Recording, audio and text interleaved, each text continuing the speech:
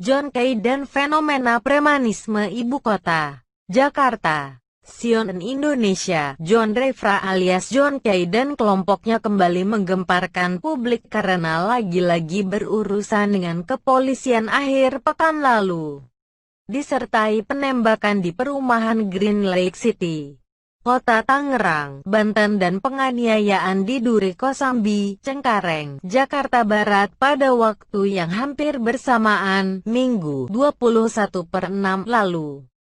Akar aksi penyerangan dan penganiayaan itu dipicu masalah pribadi antara John Kay dengan pamannya sendiri, Nus Kay, terkait sengketa lahan di Ambon, Maluku. John Kay disebut kecewa dengan uang bagi hasil penjualan lahan tersebut.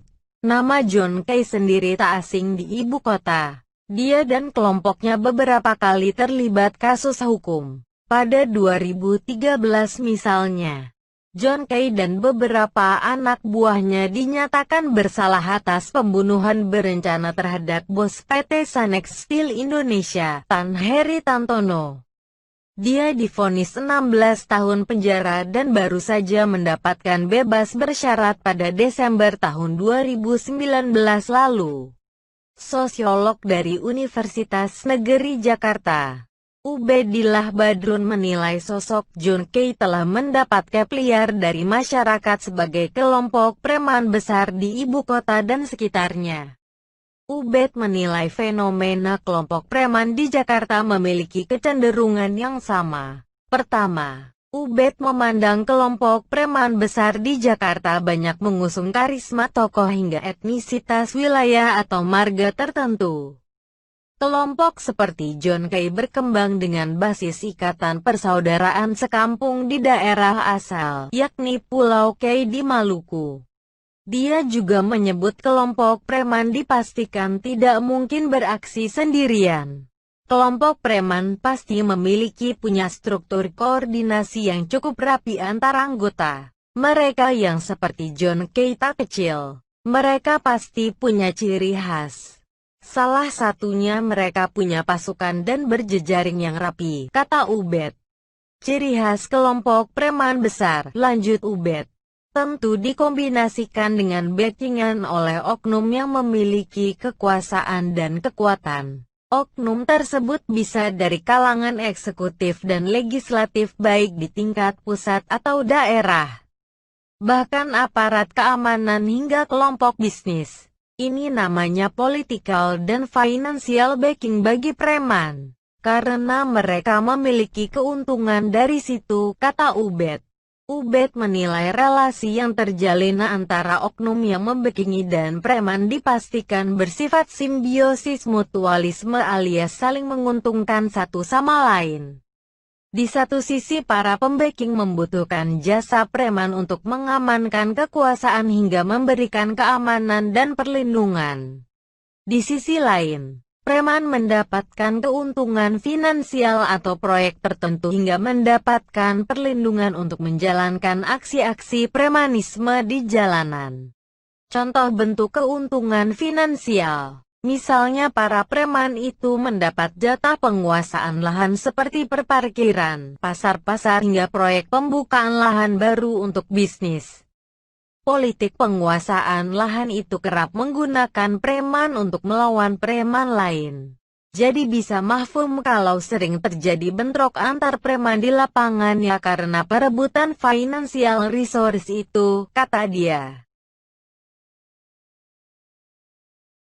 Ubed menyatakan pola hubungan itu yang membuat preman tumbuh membesar dan bertahan sampai saat ini.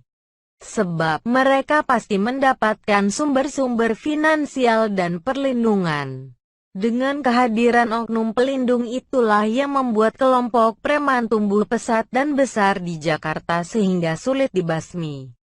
Problem premanisme di ibu kota itu tidak pernah dituntaskan karena tak menyentuh persoalan sesungguhnya, kata dia. Kriminolog dari Universitas Indonesia Ferdinand Andi Lolo menilai pelbagai aksi yang dilakukan kelompok preman selama ini seharusnya digolongkan sebagai organisasi kejahatan yang melakukan aksi kriminal secara terorganisir. Ia menyatakan selama ini pihak kepolisian justru mereduksi aksi-aksi kriminalitas kelompok preman tersebut dengan menyebut sebatas aksi premanisme. Jadi beda preman dan organisasi kejahatan.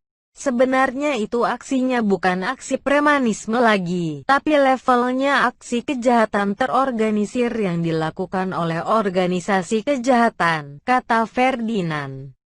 Lihat aja itu kelompok-kelompok yang dimaksud kelompok preman itu. Itu elemen-elemennya, ada strukturnya, hierarkinya, ada pembagian tugasnya, ada wilayah pembagiannya. Semuanya ada dalam organisasi kejahatan, kata dia. Ferdinand menilai level penanganan kelompok preman kelas kakap di Indonesia masih sebatas level penanganan premanisme. Seharusnya kepolisian dapat bertindak secara lebih tegas seperti menangani pelaku tingkat kejahatan terorganisir. Justru sebaliknya, Ferdinand menilai polisi juga hanya memproses hukum mereka dengan label kasus pengeroyokan, pembunuhan, perusakan secara parsial. Padahal kata dia, seharusnya Indonesia memiliki status hukum yang dijadikan payung untuk memberantas tindakan yang dilakukan organisasi kejahatan tersebut. Preman kan enggak cuma melakukan satu kejahatan. Dia banyak melakukan kejahatan. Nah ini dihitung kasusnya masih eceran aja. Kalau ada payung hukum semua kena dijaring. Nah itu hukumannya berat. Di Amerika hukumannya seumur hidup dan disita asetnya, kata dia. Untuk itu, Ferdinand menyatakan pemberantasan kelompok preman di Jakarta maupun Indonesia secara keseluruhan bergantung pada kemauan kepolisian. Ia memandang aparat penegak hukum Indonesia saat ini memiliki sumber daya yang besar untuk memberantas kelompok tersebut. Salah satunya sumber daya intelijen yang tergolong memadai. Sumber daya intelijen itu seharusnya bisa dimanfaatkan untuk melakukan deteksi dini terhadap aksi-aksi premanisme. Misalnya ada premanisme, lalu ada tindakan preventif yang agresif. Bila apinya meledak seperti sekarang harusnya kan bisa dipadamkan.